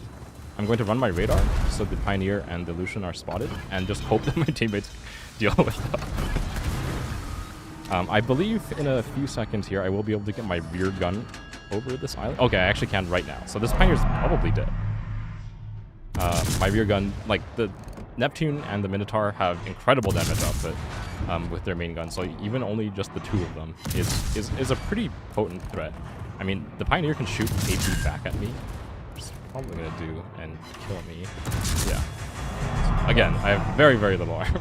Yes. Just nowhere to go in that position. It was kind of like my bad for getting onto that island. I wanted to push for radar on the Pioneer and Lucian, but the Kurfürst and the Los Andes were a little bit too close for comfort, so I couldn't like leave the island after I had radar. So yeah, it's a difficult thing there. Obviously, the safest option always is to build range and dodge, which is why you'll see very, very commonly like the kiting cruisers, things like the Bremen, the Zhao, the Hindenburg, all these other like kind of HE spamming kiting cruisers, where a lot of your game impact is just coming from dealing damage. They'll just sit back right at the edge of their range. Their damage output doesn't decrease that much. And correct me if I'm wrong, aren't those 3 of your most played cruisers? Those are all the cruisers I play the most, yes. Can you fire specific guns without firing the others? No. You do not get to pick which gun you fire. You fire all of the guns that are currently like aimed at the target. When you sequential fire, they fire in order from front to back. I want to say there is an order they fire in. I believe it's whatever was able to get on target right. first. In any case, you do not get to pick. Like, I can't fire only my second turret. Correct. Like, that's not something you have control over. I wish you could have control over that. It's definitely good feedback. But yeah, so especially when you're in the less tanky cruisers, you can pick your torp launcher. To an extent, yeah. You can figure out which ones like angles. You can like kind of aim as far forwards as you can, and then only the torp launcher with that firing angle can be fired. And as far as the torp launchers go, you can, if you are zoomed in, use C to jump from mount to mount, and that will adjust which torpedo launcher you're firing from. That does not work on the Surcouf, because in that case, C will make you dive. Yeah. So, and as far as Snarf's question, you're right. People who have a 100% or a 0% win rate, what if they only play one game? Well, they're stuck there that's forever. When they run to the forums on Discord and tell other people they're bad at the game. So people with only one game under their belt will absolutely do that. And that's how you can always tell.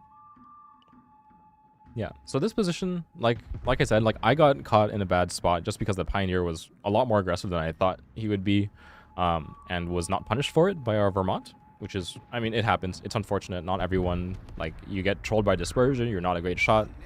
I'm not gonna say anything about that. But the Pioneer managed to get pushed up to a spot where he could get guns on my side, and spot me. That's like the main thing: spot me and get guns on my side. Which means that island was no longer safe for me. I could have huddled so that I was parallel to the island instead of perpendicular. That leaves me a lot more just like focused. Let's say that leaves me more vulnerable to getting just like pushed, so I don't have the angle to fire my torps. Mm-hmm. That's the main thing. So that's why I beached kind of like my nose into the rock, just so that I have firing angle on my torps. But that ended up not being useful, and in fact was worse for my survival. But that happens. How do you play destroyers? You turn on the little circle on your map that shows your concealment, and that's your no-go zone. That's it. Obviously, you have to learn your torpedo destroyers. Yeah, you have to like learn your like radar ranges. Generally, you don't have to memorize like distance and duration for like exactly for everything exactly. You can kind of give yourself blankets. The Russian cruisers that have radar, generally most of them do, and they generally have 12 kilometers. Mm-hmm. The American cruisers, heavy cruisers, have 10. The light cruisers have 9. The Royal Navy light cruisers have 10. And just like those are your distances. And when in doubt, err on the side of longer 12. range. Yes. Right. There's no downside to playing outside the range of a 9-kilometer radar because you think it's 10. There's a big downside to playing inside the range of a 12-kilometer radar because you think it's 10.